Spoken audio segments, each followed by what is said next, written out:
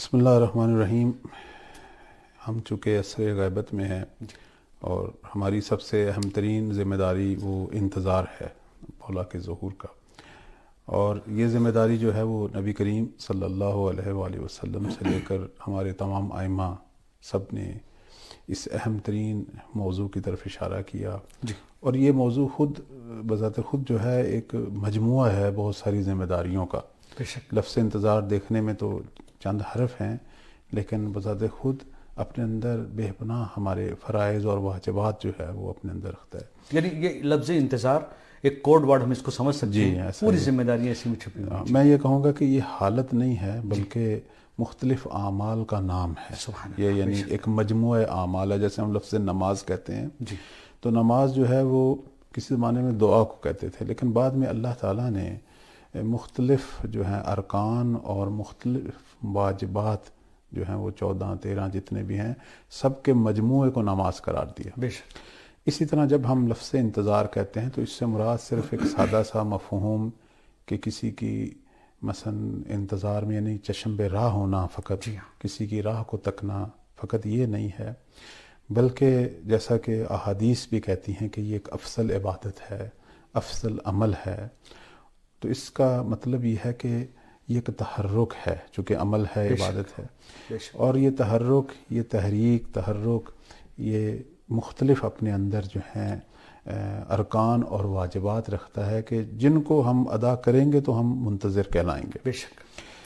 اس حوالے سے تقریباً ہمارے تمام جو ائمہ معصومین علیہم السلام ہیں اور بالخصوص نبی کریم صلی اللہ علیہ وآلہ وسلم سب سے نقل ہوئے ہیں بہت سارے امور بے عنوان منتظر، اور ہمیں یہ بھی سمجھ آ رہی ہے کہ اگر خالی راہ تکنا ہوتا تو ایک تو اس کا کوئی خاص فائدہ بھی نہیں تھا، یعنی امام کو یا ہمیں، اور دوسرا یہ ہے کہ راہ تکنے سے تو ظہور کی تیاری بھی نہیں ہونی۔ اب جب طے یہ ہے کہ مولا نے ظہور کرنا ہے اور وہ ظہور معجزات کے ذریعے کامیاب نہیں ہوگا بلکہ اس میں اسی طرح مولا اپنے انصار کی مدد سے دنیا میں جو ہے وہ حکومت کریں گے، جس طرح نبی کریم صلی اللہ علیہ وآلہ وسلم اپنے باوفا اصحاب، جس طرح مولا علی علیہ السلام جو ہیں اپنے جو ہیں بہترین عظیم ساتھیوں کے ساتھ جو ہے انہوں نے حکومت قائم کی۔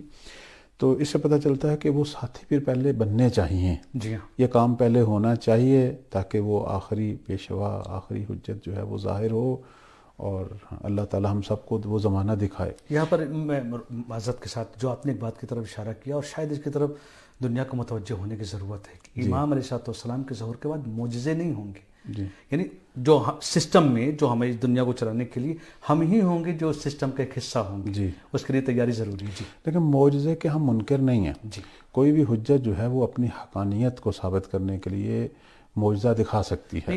معذرت کے ساتھ میں نے معجزہ اس معنی میں استعمال نہیں کیا، ایک نظام کو چلانے کے لیے۔ لیکن دشمن پر فتح پانی ہے اور جنگ ہے، تو ہم نے دیکھا کہ جنگوں میں ہمارے پیغمبر یا کسی بھی نبی نے یا کسی امام نے جو ہے وہ ان چیزوں کو، جنگ فطری انداز میں ہونی چاہیے۔ جنگ یعنی صلاحیتوں کا ٹکراؤ ہے۔ سبحان اللہ۔ امام زمان کے انصار پہلے سے باصلاحیت ہوں گے۔ جنگ یعنی علم کا ٹکراؤ ہے، صلاحیتوں کا ٹکراؤ ہے، توانائیاں، استعداد، اس میں ساری چیزیں نکھرتی ہیں، اس میں پتہ چلتا ہے کہ ہم نے کتنا کام کیا ہے۔ چونکہ دنیا دارالاختیار ہے، کوئی جبر کا نظام تو ہے نہیں کہ اللہ نے ہر صورت میں ہی ان کو کامیاب کرنا ہے، چاہے یہ تیار ہو نہ بھی ہوئے ہوں، ایسی کوئی بات نہیں ہے۔ یہ تیاری کریں گے تو خدا انہیں توفیق دے گا، دینی اسی نے ہے توفیق۔ جیسے جنگ بدر کی ہمارے سامنے مثال ہے، تو اللہ نے توفیق دی مسلمانوں کو، لیکن انہوں نے بھی کچھ تیاری کی تھی، چند قدم ہم نے بڑھانے ہیں۔ انتظار اصل میں وہی چند قدم سکھاتا ہے ہمیں۔ سبحان اللہ۔ اب میں اس حوالے سے ایک اہم روایت جو شیخ صدوق علیہ رحمہ نے کتاب شریف کمال الدین میں نقل کی، جناب جعفر جوفی کی یہ روایت ہے، اور انہوں نے امام محمد باقر علیہ السلام سے جو ہے وہ نقل کیا۔ میں چاہتا تھا چونکہ یہ موضوع اب ہم شروع تو کر رہے ہیں، مولا کے فرمان سے شروع کیا جائے، اسی فرمان کی خاطر جو ہے میں اس لے کے آیا کہ ٹیبلٹ سے وہ فرمان جو ہے تاکہ اس میں کوئی غلطی نہ ہو، کاملاً صحیح طریقے سے جو ہے وہ ہمارے ناظرین کی خدمت میں پہنچے۔ جناب جابر جوفی نقل کرتے ہیں کہ میں نے امام محمد باقر علیہ السلام سے سنا کہ وہ یہ فرما رہے تھے کہ ایک زمانہ آنے والا ہے کہ لوگوں کا امام غائب ہوگا، جی اور یہ آج ہی کا زمانہ ہے، ہم جس زمانے میں ہیں۔ بے شک، اس کے بعد مولا نے خوشخبری دی، فرماتے ہیں کہ خوشخبری ہے ان لوگوں کے لیے کہ جو ہمارے امر پر ثابت قدم رہیں، واہ، یعنی ہماری ولایت پر، اس مکتب تشیع پر، دین حق پر جو ثابت قدم رہیں، ہم ان کو خوشخبری دے رہے ہیں۔ جی اس کے بعد فرماتے ہیں کہ ایسے لوگ جو زمانہ غیبت میں دین حق پر ثابت قدم رہیں گے، ہماری راہ پر ثابت قدم رہیں گے، تو کم ترین اجر جو خدا انہیں دے گا اس پہ فرماتے ہیں کہ اللہ پھر انہیں خطاب کرے گا، یعنی منتظرین کو جو اس زمانہ غیبت میں دین حق پر ثابت قدم ہیں، پروردگار کہے گا کہ اے میرے بندو، تم نے میری سر سے مراد میرا راز، ایک پنہان چیز، اسے ہم کہتے ہیں سر، کہ تم میری سر پر، میرے اسرار پر، دوسرے لفظوں میں چونکہ امام زمان اس وقت پنہاں ہیں، لیکن اس کے باوجود کہ ہم نے انہیں نہیں دیکھا، صرف سنا ہے، پڑھا ہے، ہم ان پر ایمان لاتے ہیں۔ یہ وہی جیسے سورہ بقرہ کے آغاز میں متقین کی صفات میں سے ایک صفت کیا ہے کہ وہ یؤمنون بالغیب۔ پروردگار یہاں یہی فرما رہا ہے کہ تم نے میرے غیب، میری ایک سر، ایک راز جسے میں نے چھپایا ہوا ہے، تم اس پر ایمان لائے ہو، اور تم نے میری حجت کی جو غیبت ہے اس کی تصدیق کی ہے۔ اب غیبت کی تصدیق کیسے ہوئی؟ یہ اب ہمارا جو ہے وہ مطالعہ ہے، ہماری معرفت حاصل کرنا ہے، دلیلیں اکٹھی کرنی ہے۔ دیکھیں نا، اس وقت ہم جو بار بار کہتے ہیں کہ معرفت حاصل کرو، وہ اس لیے تاکہ مولا کا جو عقیدہ جو ہمیں وراثت میں ملا ہے، جو ہمارے ماں باپ نے ہمیں دیا ہے، جس طرح غذا دی ہے، تو یہ بھی ایک روحانی غذا انہوں نے دی ہے، یہ ناقدری کا شکار نہ ہو۔ ہم یہاں اللہ کا اگر صحیح معنوں میں شکر ادا کرنا چاہتے ہیں تو اس عقیدے میں زمانے کا امام جو غائب ہے اس کی معرفت حاصل کریں، تاکہ ہم مرحلہ تصدیق تک پہنچیں۔ ایک مرحلہ تصور ہوتا ہے، خیال جو ذہن میں آیا، ایک مرحلہ تصدیق ہوتا ہے۔ تصدیق اس وقت ہوتا ہے کہ جب میرے پاس ایک بہترین دلیل ہو اور میں اس چیز پر واقعاً دل و جان سے ایمان لے آؤں۔ اب وہ صرف سنی سنائی بات نہیں ہے، اب وہ میرے وجود کا حصہ ہے، میری عقل، میرا قلب جو ہے اس پہ ایمان رکھتا ہے۔ تو اب اس روایت میں امام فرماتے ہیں کہ صرف سنا نہیں ہے انہوں نے، بلکہ انہوں نے تصدیق بھی کی ہوگی، یعنی مصداق مل گیا ان کو۔ ہاں، ان کو مصداق مل گیا۔ اس کے بعد فرماتے ہیں کہ پھر پروردگار جو ہے ان کو ایک بہترین اجر کی جو ہے وہ بشارت دیتا ہے، اور کیا ہے کہ تم میرے بندے ہو۔ یعنی اتنی بھری دنیا میں تم ہو میرے بندے۔ اگر دنیا کے اندر باقی لوگ رزق کھا رہے ہیں تو تمہاری وجہ سے کھا رہے ہیں۔ یہ تائید بندگی مل جاتی ہے، تائید بہت بڑی بات ہے۔ بے شک بے شک، تائید بندگی اگر خدا کسی کو کہہ دے کہ تم میرے بندے ہو تو یہ تو بڑی بات ہے، بے شک چونکہ بندگی کے معیار کو وہ جانتا ہے۔ بے شک ہو سکتا ہے کسی چیز کو ہم بندگی سمجھتے ہوں، اس کی نظر میں وہ بندگی نہ ہو، ریاکاری ہو۔ بے شک۔ تو اللہ تعالیٰ جو ہے ان لوگوں کو کہے گا کہ جو امام غائب پر ایمان رکھتے ہیں اور ان کی معرفت رکھتے ہیں کہ تم میرے بندے ہو، میں تمہارا عمل قبول کروں گا۔ یعنی صرف تمہارا ہی عمل قبول ہوتا ہے۔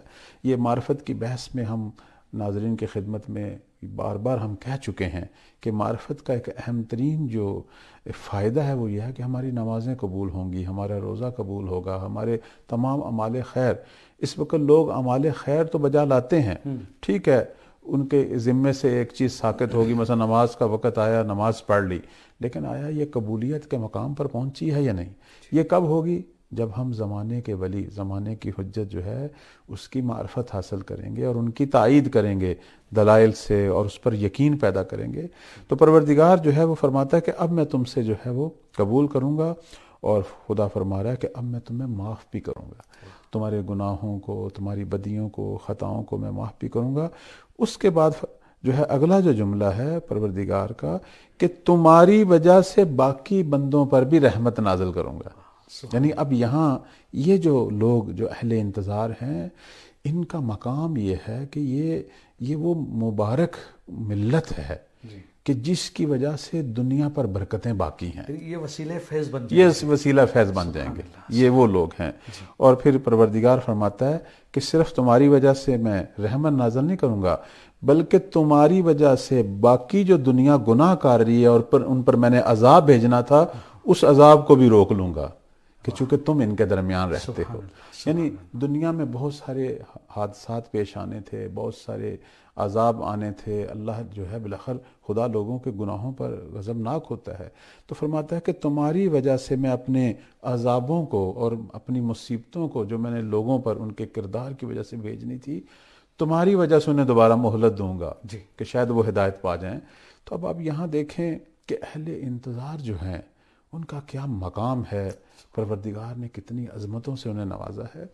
ایک جملہ جو یہاں شروع میں ہم نے عرض کیا کہ پروردگار فرما رہا ہے کہ تم ایمان لائے ہو حجت خدا پر، یا اس سے پہلے جو امام محمد باقر علیہ السلام کا یہ جو فرمان ہے کہ غیبت کے زمانے میں جو ہمارے دین پر ثابت قدم رہے گا. یہاں عام طور پر یہ ایک سوچ پیدا ہوتی ہے، ایک ہو سکتا ہے سوال بھی ہو کہ یہ اتنا اہم مسئلہ کیوں بیان ہوا اور اس کو اتنا اہم کیوں قرار دیا گیا، دین پر ثابت قدم رہنا. تو ہم تو ہیں دین پر، بہت سارے لوگ دین پر ہیں، تو مولا کس وجہ سے جو ہیں وہ کچھ پریشان تھے. تو عرض خدمت یہ ہے کہ میں اپنے ناظرین کی خدمت میں بھی وہ لوگ جو اہل مطالعہ ہیں اور اس موضوع پر دلچسپی رکھتے ہیں، کسی وقت بھی اگر فرصت کریں اپنے موبائل سے، ٹیبلٹ سے، کتابوں سے، جو ہے وہ آخر الزماں کے جو فتنے ہیں ان پر مطالعہ کریں. جی اور ہم اس وقت انہی فتنوں سے دوچار ہیں.